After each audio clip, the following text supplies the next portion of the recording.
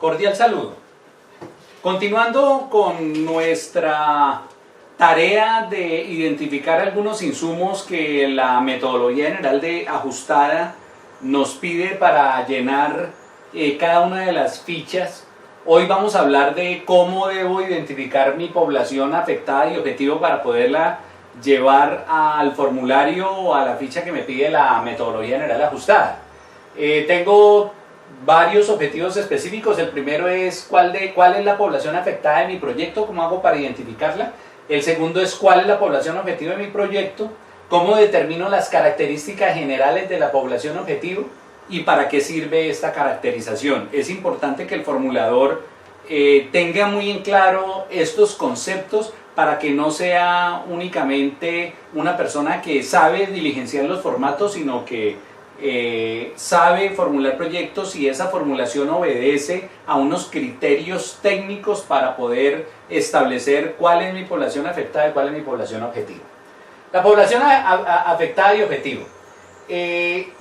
La población afectada y objetivo se determinan desde el mismo momento en que comienzo a desarrollar mi árbol de problemas. Cuando identifico el problema central, recuerden que en teoría general de proyectos se dice que siempre que voy a intervenir una población debo reunirme con ella, debo escuchar cuál es la problemática y con base en esa expresión que hace la población de sus problemas, yo construyo mi árbol de problemas. Entonces de ahí comienzo a identificar esa población afectada y objetivo que va a ser objeto de mi intervención. Es decir, la población afectada es el total de la población en quienes el problema está causando un efecto negativo. Nosotros podemos reunirnos, por ejemplo, con una población de un barrio, pero por inferencia podemos determinar que esa problemática no es solo del barrio, sino de la comuna en general. Entonces así es como identificamos la población afectada, que en resumidas cuentas y técnicamente identificada es el total de la población en quienes el problema está causando ese efecto negativo que identificamos en la reunión que tenemos con ellos. La población objetivo es la porción de la población afectada sobre quienes se realizará efectivamente la acción de solución de esa problemática. O técnicamente el concepto de población afectada es uno y población objetivo es otro. Aunque en algunos casos pueden ser los mismos, en muchos casos no son iguales el número de personas que consideramos población afectada y el número de personas que consideramos población objetivo.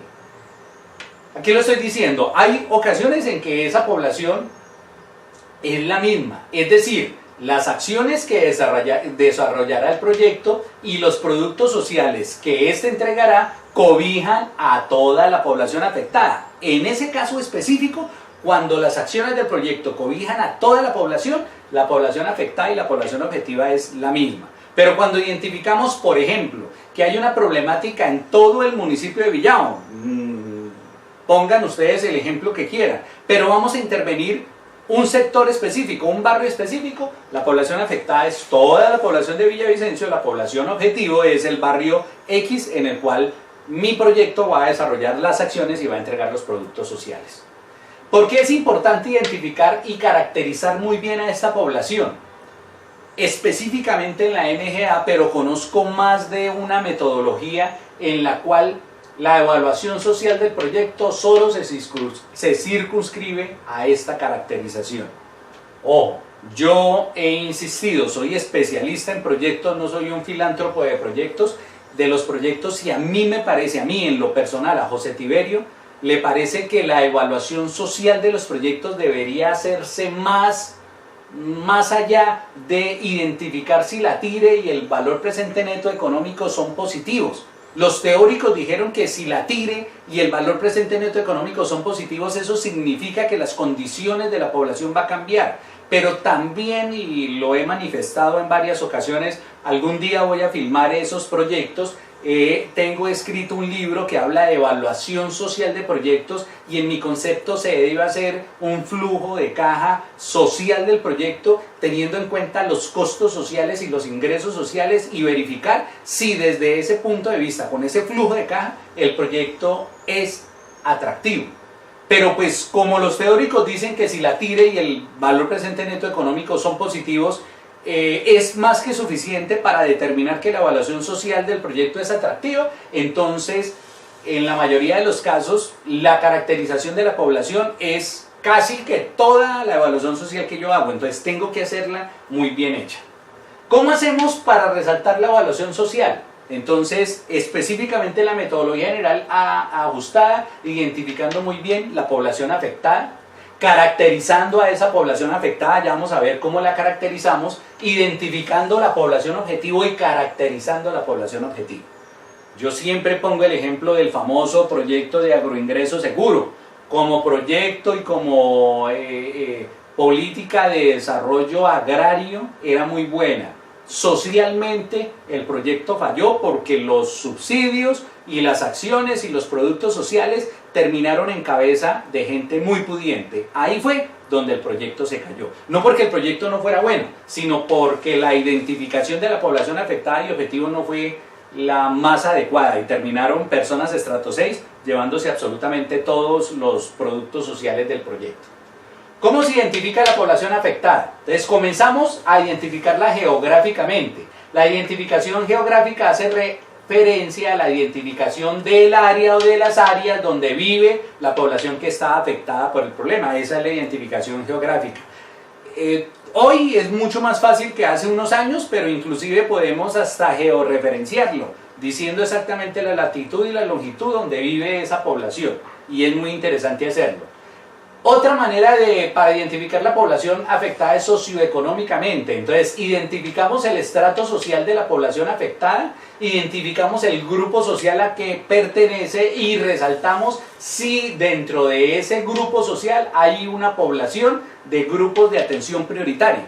Entonces, si hay una población que está inmersa dentro de esos grupos de atención prioritaria, el proyecto socialmente cobra mucha más importancia. La tercera manera como identificamos la población afectada es por grupos etarios. Identificamos a la población afectada de acuerdo a los grupos significativos por edades. Recuerden que dentro de los grupos etarios también hay unos grupos poblacionales prioritarios. ¿Cómo se identifica la población objetivo? Entonces, comenzamos identificándola específicamente de acuerdo a las acciones y a los productos sociales que mi proyecto va a entregar. Si identifico que hay 10.000 personas dentro de la población afectada, pero realmente las actividades de mi proyecto y los productos sociales no van a cobijar sino a mí, entonces digo que esos 1.000 es la porción de la población afectada sobre la cual se van a desarrollar las acciones y ante quienes se va a entregar los productos sociales que salgan de la intervención. Insisto, para que no se nos olvide, en algunas ocasiones la población afectada y la población objetiva es la misma, en muchas otras ocasiones no. Entonces, debo determinar muy bien en el proyecto, es decir, en el resumen ejecutivo, porque la MGA no tiene dónde hacerlo, de dónde o por qué causa surge esa población objetivo. Es decir, por qué le voy a entregar esos productos sociales y por qué la intervención de mi proyecto va a ser apenas sobre esa porción de la población. Eso lo tengo que identificar muy bien, indicando si es por razón de la localización geográfica, si es por razón de la identificación socioeconómica que hago, si es por razón de la identificación etaria o de grupos prioritarios. Es decir, dentro de mi resumen ejecutivo yo digo mis acciones, aunque la población afectada es de tantas personas ubicadas en tal sitio, de tal estrato, etcétera, etcétera, mi intervención va a ser sobre tal población por tales y tales motivos. Situaciones por causa geográfica, socioeconómica, de grupos etarios, etcétera, etcétera. ¿Cómo se caracteriza la población objetivo? Exactamente igual que como caracterizamos la población afectada. Geográficamente identificamos las zonas geográficas o los sitios donde vive.